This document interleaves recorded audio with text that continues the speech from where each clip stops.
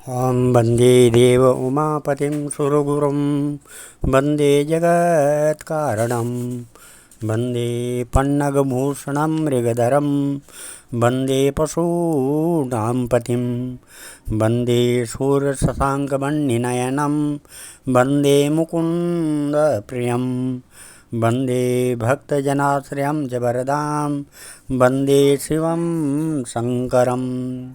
ओम नमः।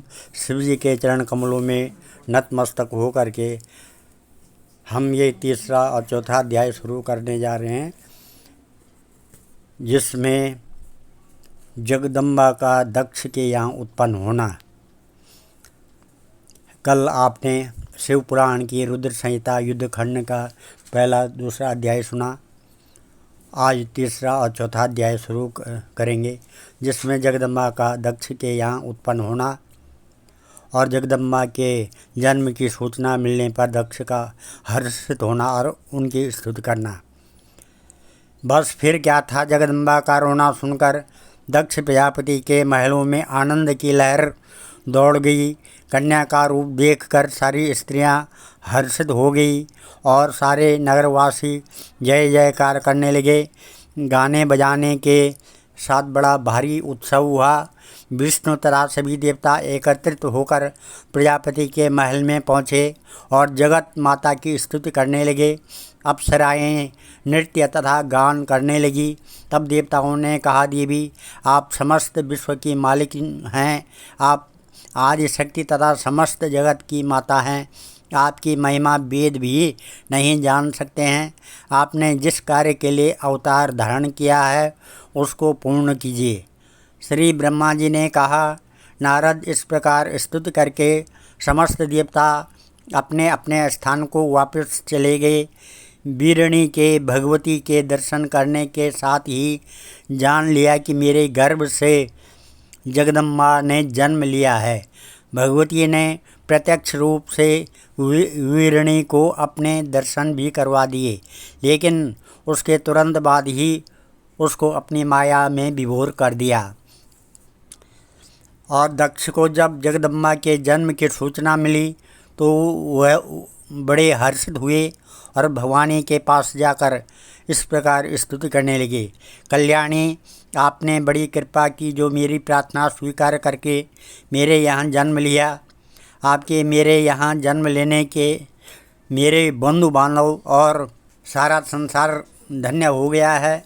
मातेश्वरी, आपकी महिमा अपरंपार है, उसे सुर मुनि नारद और सारद इत्यादि भी वर्णन नहीं कर सकते हैं। सनकादिक और व्यास आदि भी आपकी महिमा का वर्णन नहीं कर सके। शुम्भ निशुम्भ इत्यादि अधर्म तथा पापी राक्षस भी आपके साथ बैर भाव रखकर ब्रह्म पद को पा गए हैं। अब आप समझ के अनुसार हमें अपनी बाल लीला दिखाकर आनंद प्रदान कीजिए।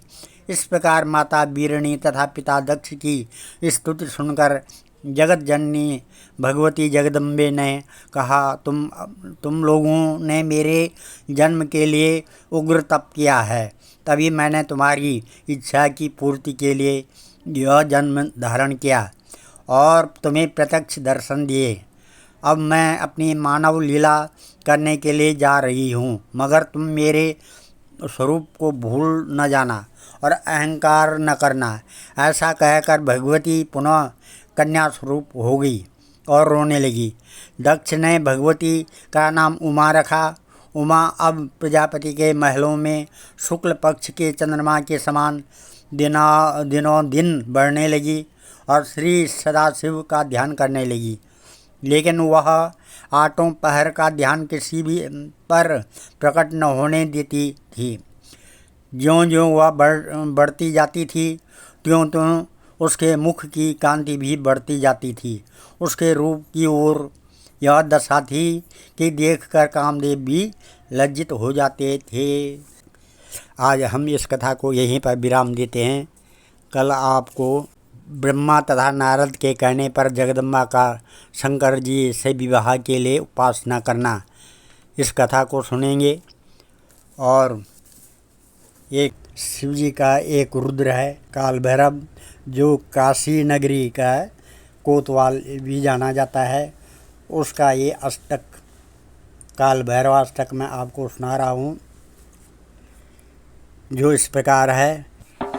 देवराज सेव्यमान पावनान्द्रि पंकजम व्याल यज्ञ सूत्रबिंदु शेखरम कृपाकरम नारदादि योग वृंद वंदितम दिगंबरम काशिकापुरादिनाथ काल भैरवम भजे भानुकोटि भास्वरम भवाब्दितारकं परम नीलकंठमेक्षतार्थदायकं त्रिलोचनम काल काल अम्बुजाक्ष अक्षशूल अक्षरम काशिकापुरादिनाथ काल भैरवं भजे शूलटंक पाशदंड पाणिमादि कारणम श्यामकायमादिदेव अक्षरं निरामयम् भीम विक्रमं प्रभुं विचित्रताण्डवप्रियं काशिकापुरादिनाथ कालभैरवं भजे भुक्तिमुक्तिदायकं प्रशस्यचारु विग्रहं भक्तवत्सलं स्थितं समस्तलोकविग्रहं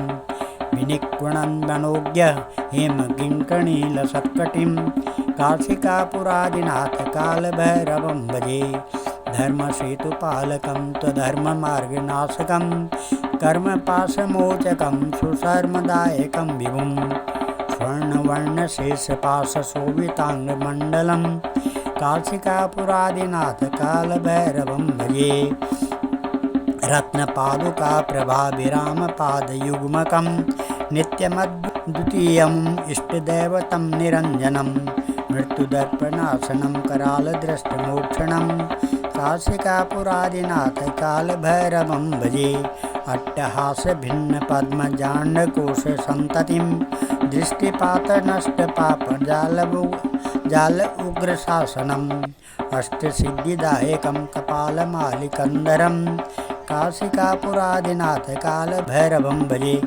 भूतसङ्गनायकं विशालकीर्तिदायकं काशीवासलोकपुण्यपापशोधकं विभुं नीतिमार्गकोविदं पुरातनं जगत्पतिं काशिकापुरादिनाथ कालभैरवं भजे कालभैरवाष्टकं पठन्ति ये मनोहरं ज्ञानमुक्तिसाधनं विचित्रपुण्यवर्धनं शोकमोहदैत्यलोभकोपतापनाशनं प्रयान्ति कालभैरवान्द्रि सन्निधिं नराध्रुवम्।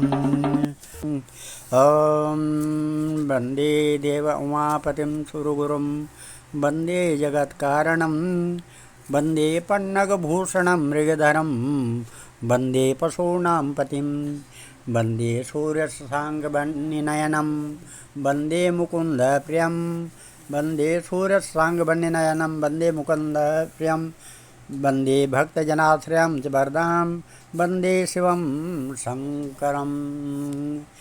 सर्वे भवन्तु सुखिनः, सर्वे सन्तु निरामया, सर्वे भद्राणि पश्यन्तु, मा कश्चित् दुःखभाग् भवेत्। धन्यवाद।